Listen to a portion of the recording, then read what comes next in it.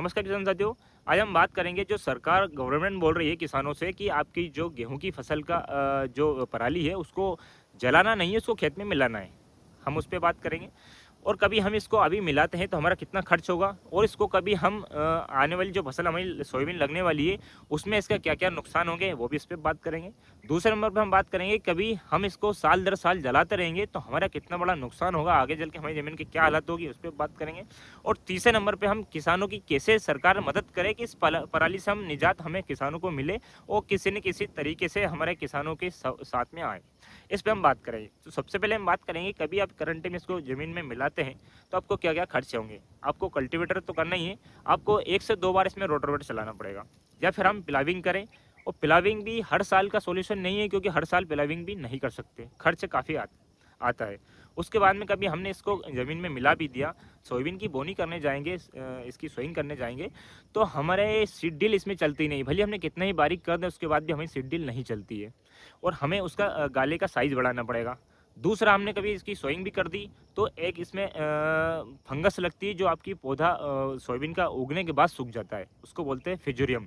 वो ऐसी फंगस है जो कि इस फंगस में उसमें जड़ में लगती है तने में, और पौधा उगने के 1 से 2 इंच बाद उगने के बाद वापस सूख जाता है। तो हमारा आने वाले साल आने वाली फसल हमारी कुछ उसमें नुकसान रहता है और हमें उत्पादन कम मिलता है। और कभी इसको हर साल जलाते रहें तो हमारा बड़ा नुकसान ये होगा कि हमारी ज़मीन आगे चलकर बंजर की कगार पे जाएगी। क्यों? क्योंकि जो जीवित ज़मीन को जीवित रखने के लिए ऑर्गेनिक कार्बन की मात्रा चाहिए, और वो 2 तरीके से आते हैं। एक तो आते हैं आपकी गोबर की खाद डालें, जो कि हमें किसानों के पास है ही नहीं वो।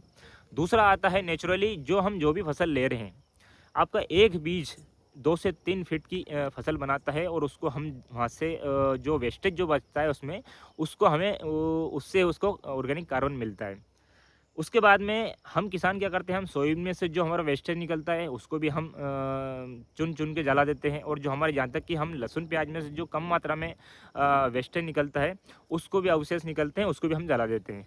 तो उन सबको हमें इसमें मिलाएंगे तो हमें आने वाले साल, आने वाले समय में हमारी ज़मीन बंजर नहीं होगी। क्यों? क्योंकि उसमें ऑर्गेनिक कार्बन की मात्रा मेंटेन रहेगी, और हम ऐसा उसका उल्टा कर रहे हैं तो हमारा नुकसान वो होगा। लेकिन हम आपको बता दें कि कभी हम इसमें आयु करंट में मिलाते हैं तो हमें इसमें एक्स्ट्रा नाइट्रोजन देनी पड़ेगी, यानी कि यूरिया देना पड़ेगा। क्यों? क्योंकि जो आपकी मिट्टी में नाइट्रोजन है उसको पूरा खींच लेता है पराली, क्योंकि उसको सड़ने के लिए नाइट्रोजन की ज़रूरत होती है।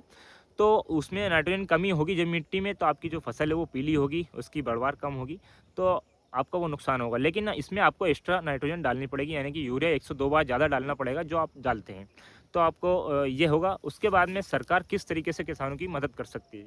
सरकार को ये करना चाहिए, जब इसमें उत्पादन कम मिलेगा तो हमें किसानों को, हमारे किसानों की सोयाबीन का जो भावांतर रेट चल रहा है एमपी में, उसको लगभग 800 से 1000 रुपये प्रति कुंटल का ज़्यादा बढ़ाकर दे, तो हम किसान इसको, जो हमारा खर्च अन्य हो रहा है वो, और उसके बाद में जो हमारा उत्पादन कम रहा है उसको मेंटेन कर पाए।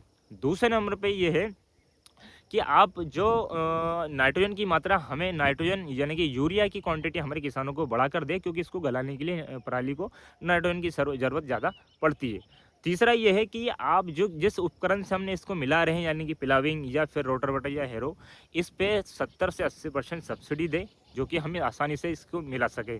ऐसे करके हम किसानों की मदद सरकार कर सकती है। और क्योंकि हम किसान, आप डायरेक्ट ऐसे मुकदमे लगाकर या फिर हम किसानों पर रोक लगाकर ऐसे तो किसान इसको नहीं मान पाएंगे। तो ऐसे करके हमें किसानों की मदद करें।